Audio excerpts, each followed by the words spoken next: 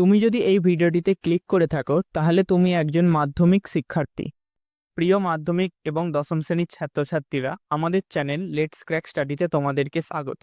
তো আজকের এই ভিডিওতে আমরা তোমাদের নিয়ে চলে এসেছি জীবন বিজ্ঞানের কিছু গুরুত্বপূর্ণ 5 মার্কসের প্রশ্নের সাজেশন নিয়ে। তো এই প্রশ্নের সাথে সাথে তোমরা উত্তরও একটি পিডিএফ এর মাধ্যমে তোমাদেরকে আমরা প্রোভাইড করে দেবো, যেরকম আমরা প্রত্যেকটি ভিডিওতেই করে আসছি।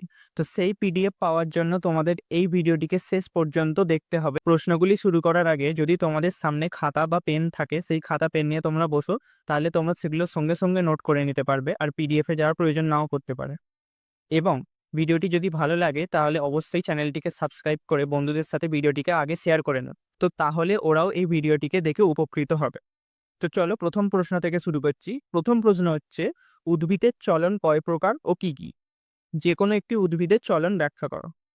2 নম্বর প্রশ্ন, একটি উদ্ভিদ হরমোনের নাম লেখো ও ওই হরমোনের যে কোনো দুটি কাজ লেখো। 3 নম্বর প্রশ্ন, মাইক্রো প্রোপাগেশন পদ্ধতিটি ব্যাখ্যা করো। 4 নম্বর, মেন্ডেলের সূত্রগুলি লেখো। মেন্ডেলের সাফল্যের 3টি কারণ লেখো। একটা গুরুত্বপূর্ণ প্রশ্ন। 5 নম্বর হচ্ছে, ফিনোটাইপ ও জিনোটাইপের মধ্যে পার্থক্য। এটা হচ্ছে প্রথম একটি পার্থক্য এলো। 6 নম্বর প্রশ্ন কি বলেছে, থ্যালাসেমিয়া আক্রান্ত শিশুর কি কি লক্ষণ দেখা যায় এবং এই রোগের উপসর্গগুলি লেখো। জেনেটিক কাউন্সিলিংয়ের সময় কি পরামর্শ দেওয়া হয়। 7 নম্বর প্রশ্ন, একটি সংকর কালো গিনিপিগের সাথে বিশুদ্ধ সাদা গিনিপিগের মিলন ঘটালে যে ধরনের আপত্য গিনিপিগ উৎপন্ন হতে পারে সেটিকে চেকার বোর্ডের সাহায্যে দেখাতে হবে।